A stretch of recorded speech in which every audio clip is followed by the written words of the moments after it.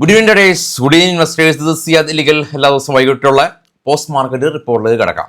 Nifty അങ്ങനെ 26,000 range hold ചെയ്യാനായിട്ട് പറ്റിയില്ല. നമ്മളുടെ പ്രശ്നമല്ല, ഗ്ലോബൽ മാർക്കറ്റ് ഒന്നടങ്കം നെഗറ്റീവ് സെൻറ്റിമെൻറ്റ്സ് ആണ്. ഫെഡറൽ റിസർവ്, അതായത് US സെൻട്രൽ ബാങ്ക്, അവരുടെ ഇൻട്രസ്റ്റ് റേറ്റ് കട്ട് ഉണ്ടാകുമെന്നുള്ള കാര്യത്തിൽ വ്യക്തതയില്ല. കൂടാതെ അവിടുത്തെ ടെക്നോളജി കമ്പനീസ് ഓവർ വാല്യുവേഷൻ ആണ് എന്നുള്ള റീസൺ കൊണ്ട് കഴിഞ്ഞ 1-2 ദിവസമായിട്ട് US മാർക്കറ്റിൽ അതീവ സെൽ ഓഫാണ്. US മാർക്കറ്റിൽ മാത്രമല്ല, യൂറോപ്യൻ മാർക്കറ്റിലും ജർമ്മൻ, UK, ഫ്രാൻസ് മാർക്കറ്റുകളിലും അതീവ സെൽ ഓഫാണ്. അതുമാത്രമല്ല, നമ്മുടെ ബിറ്റ്കോയിനെ എടുക്കുകയാണെങ്കിൽ ബിറ്റ്കോയിൻ എല്ലാം തന്നെ 90,000 റേഞ്ചിൽ എത്തി നിൽക്കുകയാണ്. 7 മന്ത് ലോയിലാണ് ഇപ്പോൾ ബിറ്റ്കോയിൻ ഉള്ളത്. 7 മന്ത് ലോ. അപ്പോൾ ബിറ്റ്കോയിൻ എല്ലാം തന്നെ 1,80,000, 1,10,000 ആ റേഞ്ചൊക്കെ പോയതായിരുന്നു. അതിനുശേഷമാണ് ഒരു വലിയ കൂപ്പുകുത്തൽ ബിറ്റ്കോയിനിൽ കണ്ടത്. അപ്പോൾ ഇന്ത്യൻ മാർക്കറ്റും വെറുതെ ഇരുന്നില്ല, 100 പോയിന്റ് ഇടിഞ്ഞ് മാതൃക കാണിച്ചു. നിഫ്റ്റി അങ്ങനെ 26,000 താഴെ വന്നു എന്ന് വേണം പറയാൻ. ഇനി നിഫ്റ്റിയുടെ പ്രധാനപ്പെട്ട ഇന്നത്തെ ഇടിഞ്ഞ സ്റ്റോക്കുകൾ അല്ലെങ്കിൽ ഏറ്റവും കൂടുതൽ സെൽ ഓഫ് കണ്ട സ്റ്റോക്കുകൾ നമ്മൾ നോക്കുകയാണെങ്കിൽ IndiGo, TechM, Tata consumer, Jio finance, Bajaj Finserv തുടങ്ങിയ കമ്പനീസാണ്. ഭാരത് എയർടെലും ആക്സിസ് ബാങ്കും പവർ ഗ്രിഡും ഏഷ്യൻ പെയിന്റും ഐഷർ മോട്ടോഴ്സും എല്ലാം തന്നെ നേരിയ ചെറുത്തുനിൽപ്പ് നടത്തി. ഗ്ലോബൽ മാർക്കറ്റിൽ കാണാൻ ഏറ്റവും താഴെ ട്രേഡ് ചെയ്യുന്ന 3 യൂറോപ്യൻ മാർക്കറ്റാണ്. FTSE UK market, CAC 40 France market, DAX German market എല്ലാം 1% മുകളിൽ ഇടിഞ്ഞത് കാണാൻ സാധിക്കും. ഇന്ത്യ വിക്സ് ഇന്ന് 2.31% സ്പൈക്ക് ചെയ്ത് 12 എത്തി നിൽക്കുകയാണ്. അതുമാത്രമല്ല, ഇന്നലെ US വിക്സും 25 പോയിന്റ് ഉയർന്നിരുന്നു. 25 പോയിന്റ് അല്ല, 25% ഉയർന്നിരുന്നു. നിക്കി ജപ്പാൻ മാർക്കറ്റ് കാണാം 3% fall. KOSPI Korea 3% fall. China Shanghai ഇടിഞ്ഞു. ഓസ്ട്രേലിയ 2% ഇടിഞ്ഞു. ഗോൾഡ് 4,044, ബ്രന്റ് ഓയിൽ 64, ബിറ്റ്കോയിൻ കാണാം ഇന്നും $4,100 ഇടിഞ്ഞു. ഡോ ഫ്യൂച്ചർ 170 പോയിന്റിന്റെ ഇടിവിലാണ്. അപ്പോൾ കാണാം ഗ്ലോബൽ മാർക്കറ്റ് ഒന്നടങ്കം ഇടിഞ്ഞ അവസ്ഥയിലാണ്. ആരും ഇന്ത്യൻ മാർക്കറ്റിനെ കുറ്റം പറയാനായിട്ട് നിൽക്കണ്ട. കാരണം എല്ലാ മാർക്കറ്റും ഇടിഞ്ഞിരിക്കുകയാണ്. നമ്മളുടെ മാർക്കറ്റ് ഒട്ടും മോശമല്ല. കാരണം 26,300 എന്ന് പറയുന്ന ഓൾ ടൈം ഹൈയുടെ പരിസരത്ത് വീണ്ടും നമ്മുടെ മാർക്കറ്റിന് എത്താനായിട്ട് പറ്റി. 26,100 പോയ മാർക്കറ്റാണ് താഴെ പോയത്. വീണ്ടും അത് 26,000 മുകളിൽ ഇന്നലെ ക്ലോസും നടത്തി. 26,100 ആയിരുന്നു ഇന്നലത്തെ നമ്മുടെ ക്ലോസിങ്ങിൻ്റെ റേഞ്ച്.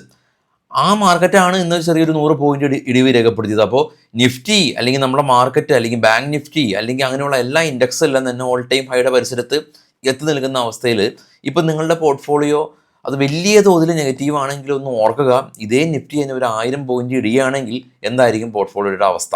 അതുകൊണ്ട് തന്നെ നമ്മളൊരു സ്റ്റോക്കിനെ സെലക്ട് ചെയ്യുന്ന സമയത്ത് അതിൻ്റെ ഫണ്ടമെൻ്റൽ ടെക്നിക്കൽ അനാലിസിസുകൾ എത്രത്തോളം അതിന് പ്രാധാന്യം അർഹിക്കുന്നുണ്ടെന്നുള്ളത് ഈ നമ്മളുടെ പോർട്ട്ഫോളിയോ തന്നെ അതിനൊരു തെളിവാണ്. നമുക്കിനി ഓപ്പൺ ഇൻട്രസ്റ്റ് പരിശോധിക്കാം. എന്താണ് ഓപ്പൺ ഇൻട്രസ്റ്റ്? ഓപ്ഷൻ റൈറ്റേഴ്സ് എല്ലാം തന്നെ നിഫ്റ്റിയുടെ കോൺട്രാക്റ്റുകൾ എവിടെയാണ് ഷോർട്ട് ചെയ്തത് എന്ന് നമുക്ക് കാണിച്ചു തരുന്നതാണ് ഓപ്പൺ ഇൻട്രസ്റ്റ്. ഇത് ഒരു ഓപ്ഷൻ സെല്ലറിൻ്റെ പോയിന്റ് ഓഫ് വ്യൂടെ കാണണം കേട്ടോ. കാണാം, നിഫ്റ്റി നെക്സ്റ്റ് വീക്കാണ് ഏറ്റവും ടോപ്പിൽ PCR 0.9 ആണ്. ഏറ്റവും ഡോട്ടഡ് കാണിക്കുന്നതാണ് നിഫ്റ്റിയുടെ അടുത്ത മണി 25,900. 26,000 കാണാം. ഹ്യൂജ് ഓപ്പൺ ഇൻട്രസ്റ്റ് ആഡ് ചെയ്തിട്ടുണ്ട്. അത് എങ്ങനെ മനസ്സിലാക്കാൻ സാധിക്കും? റെഡ് കളർ ഇൻഡിക്കേറ്റ് ചെയ്യുന്നത് കോൾ OA ആണ്, അതായത് കോൾ ഓപ്ഷനെ ഷോർട്ട് ചെയ്ത വാല്യൂ ആണ് കാണുന്നത്. അപ്പോൾ പൊതുവേ കോൾ സൈഡും 26,000 എന്ന് പറയുന്ന ആ ഒരു നിഫ്റ്റിയുടെ സോണിലാണ് ഏറ്റവും കൂടുതൽ റൈറ്റിംഗ് ഉള്ളത്. കൊണ്ട് തന്നെ 26,000 മേജർ റെസിസ്റ്റൻസ് സോണായിട്ട് നമ്മൾ കണക്കാക്കും. കൂടുതൽ അങ്ങനെയുള്ള ആളുകളാണ് കോൾ റൈറ്റ് ചെയ്തുകൊണ്ട് തന്നെയാണ് PCR ഏറ്റവും ടോപ്പിൽ 0.9 ആയിട്ടുള്ളത്. ഇനി നമുക്ക് ഗ്ലോബൽ മാർക്കറ്റ് കണ്ടു, നമ്മൾ നിഫ്റ്റിയുടെ ഓപ്പൺ ഇൻട്രസ്റ്റ് കണ്ടു, നിഫ്റ്റിയുടെ ടോപ്പ് ഗെയിനേഴ്സും ലൂസേഴ്സും കണ്ടു. ഇനി നമുക്ക് മാർക്കറ്റിലേക്ക് വരാണെങ്കിൽ ഇന്ന് IPO ഉണ്ടായിരുന്നു. ഫിസിക്സ് വാല IPO 33% പ്രീമിയം കിട്ടി. അപ്പോൾ IPO കിട്ടിയ ആളുകളെല്ലാം തന്നെ കമൻറ്റിൽ രേഖപ്പെടുത്തുക. ഗ്രോ എല്ലാം തന്നെ IPOക്ക് ശേഷം ഇപ്പോൾ തുടർച്ചയായ റാലിയിലാണ്. അപ്പോൾ IPO പ്രൈസിൽ നിന്ന് ഏകദേശം 90% ഒരു റാലി കിട്ടി അല്ലെങ്കിൽ ഒരു നേട്ടം കിട്ടി. Paytm നിന്ന് 3% ഫോൾ ഉണ്ടായിരുന്നു. ഇവരുടെ ഒരു ബ്ലോക്ക് ഡീൽ ഉണ്ടായിരുന്നു. അതുകൊണ്ട് തന്നെ സ്റ്റോക്കിൽ ഒരു സെൽ ഓഫ് കണ്ടു. ഇനിയും നമുക്ക് കീനസ് ടെക്നോളജി എല്ലാം തന്നെ ഒരു 6% ഫോൾ ഉണ്ടായിരുന്നു. ഷെയർ ഹോൾഡേഴ്സിൻ്റെ ലോക്ക് ഇൻ പീരീഡ് കഴിഞ്ഞതാണ് കാരണം. അപ്പോൾ എല്ലാം നെഗറ്റീവ് ആണോ എന്ന് ചോദിച്ചാൽ ഞാൻ ഒരു കാര്യം പോസിറ്റീവായിട്ടുണ്ട്. മോർഗൻ സ്റ്റാൻലി, US അല്ലെങ്കിൽ ലോകത്തിലെ തന്നെ ഏറ്റവും വലിയ ബ്രോക്കറിംഗ് സ്ഥാപനമായിട്ടുള്ള മോർഗൻ സ്റ്റാൻലി നമ്മുടെ സെൻസെക്സിൻ്റെ ടാർജറ്റ് അപ്ഗ്രേഡ് ചെയ്തിട്ടുണ്ട്. സ്ഥിതിഗതികളെല്ലാം തന്നെ അത്രക്കും നെഗറ്റീവ് അല്ലാത്ത ഒരു സാഹചര്യത്തിൽ ആണെങ്കിൽ വീണ്ടും റിപ്പീറ്റ് ചെയ്യാം, നോർമൽ സിനാരിയോയിൽ ഒരു ഗ്ലോബൽ മാർക്കറ്റും ഇന്ത്യൻ മാർക്കറ്റും എല്ലാം തന്നെ ഒരു ബുള്ളിഷ് ആയ ഒരു അവസ്ഥയിലാണെങ്കിൽ 2026 കൂടിയിട്ട് സെൻസെക്സിൻ്റെ ലെവലുകളെല്ലാം തന്നെ 95,000 കവിയുമെന്നാണ് ആര് പറയുന്നത്?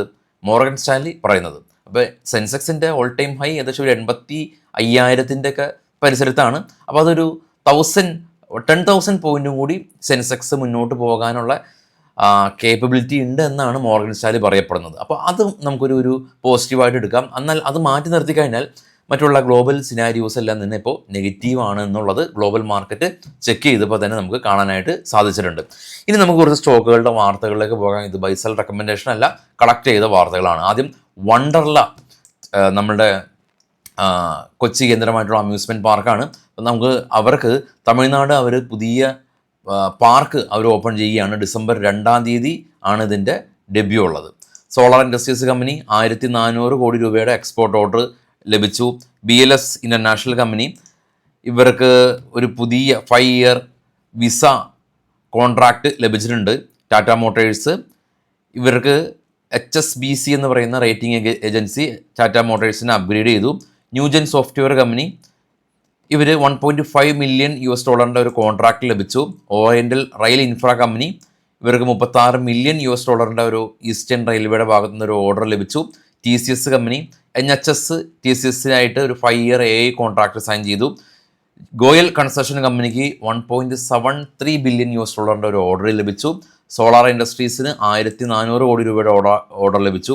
Container corporation company railway ministry പുതിയ ഒരു പോളിസി ഇംപ്ലിമെൻ്റ് ചെയ്തിട്ടുണ്ട്.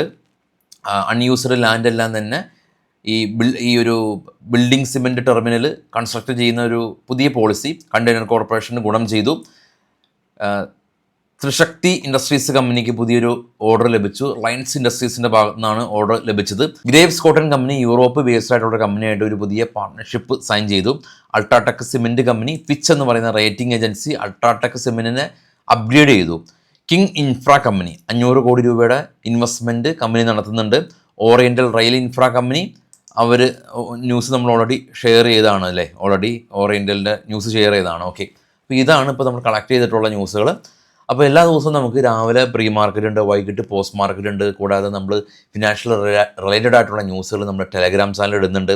ഫിനാൻഷ്യൽ റിലേറ്റഡ് ആയിട്ടുള്ള റീൽസുകൾ നമ്മുടെ ഇൻസ്റ്റയിലുണ്ട്. അതെല്ലാം തന്നെ നമ്മുടെ വീഡിയോയുടെ ഫസ്റ്റ് കമൻറ്റിൽ ഞാൻ വെച്ചേക്കാം. അപ്പോൾ അതിൽ ക്ലിക്ക് ചെയ്യുക, ഇതിലെല്ലാം തന്നെ ജോയിൻ ചെയ്യുക, അറിവുകൾ നേടുക. നമ്മുടെ ചാനൽ ഒപ്പമുണ്ട്. ഗ്ലോബൽ ക്യൂസുകൾ കൃത്യമായിട്ട് അറിയാനായിട്ട് ചാനൽ ഫോളോ ചെയ്യുക. എല്ലാവരിലേക്കും ചാനൽ എത്തിച്ചു കൊടുക്കാനായിട്ട് ശ്രമിക്കുക. അപ്പോൾ എല്ലാവർക്കും ശുഭരാത്രി നേരുന്നു. Thank you all.